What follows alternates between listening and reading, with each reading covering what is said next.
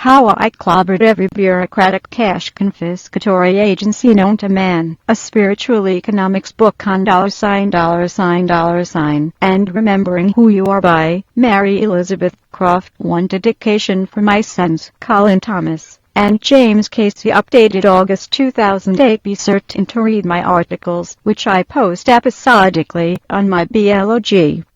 www.spiritualeconomicsnow.net. Acknowledgement: I could not have written this without the assistance of Ray Cox and Rice McLeod. No disclaimer: there is no disclaimer in this book, because the reader will learn that we are all responsible for our perception and interpretation of anything and everything we experience.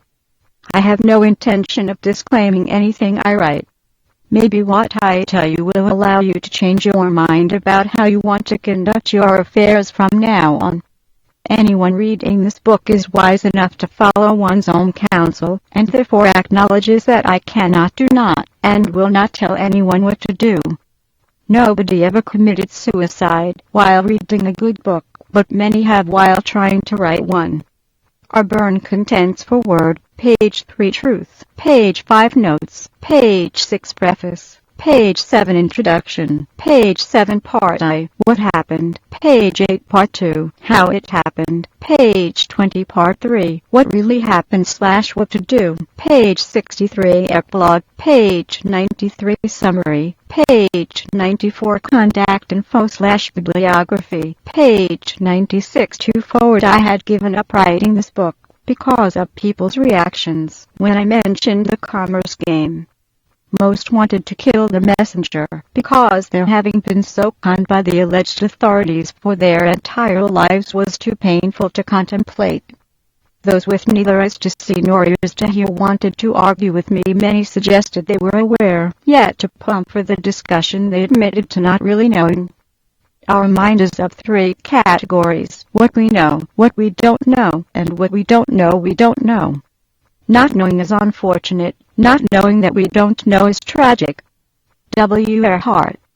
Some actually did know about the fraudulent banking system, and yet felt already defeated. They remain part of the problem by refusing to become part of the solution. The ultimate ignorance is the rejection of something you know nothing about and refuse to investigate. Dr. Wayne Dyer concluded that, unfortunately, only a few want to hear how to become free, stop identifying with their false beliefs, do what they want to do, instead of working for a living, and live in joy, which is what we are designed to do. I felt as if I were my own minority group. I truly do want to know that which I don't want to know. Most want security over freedom. As most people identify with their beliefs, giving them up would present the fear: who would I be? If they were to open their minds, drop their preconceived notions and their psychological prejudices, let go of the concept that their beliefs are who they are, they might become enlightened.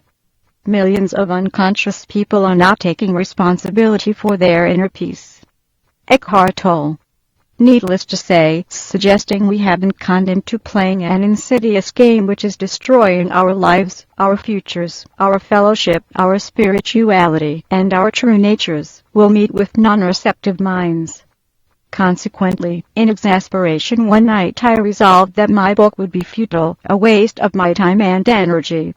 I declared I would put my efforts back into developing my energy psychology practice. In the middle of the night I was awakened by a voice saying, "Secret oral teachings."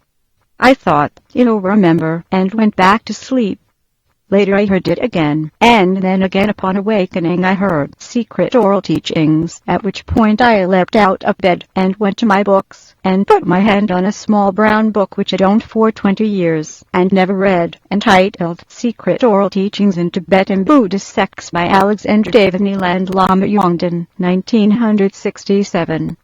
Within the first 8 pages I read about the hesitation of the Buddha before beginning his mission. I have discovered a profound truth, difficult to perceive, difficult to understand, accessible only to the wise. Human beings busy themselves in the vortex of the world and find their pleasure. It will be difficult for men to understand the law of the concatenation of causes and effects, the suppression of the sound scarce ideas that one forms which depend upon ignorance. of which used to reveal to men that which I have discovered at the price of laborious efforts. Why should I do so? This doctrine cannot be understood by those filled by desire and hatred. It is mysterious, deep hidden from the vulgar mind. If I proclaim it and men are unable to understand it, the only result will be fatigue and annoyance for me. Brahma Sahampati exhorts the Buddha to conquer his hesitation. 3. May the Venerable One preach the doctrine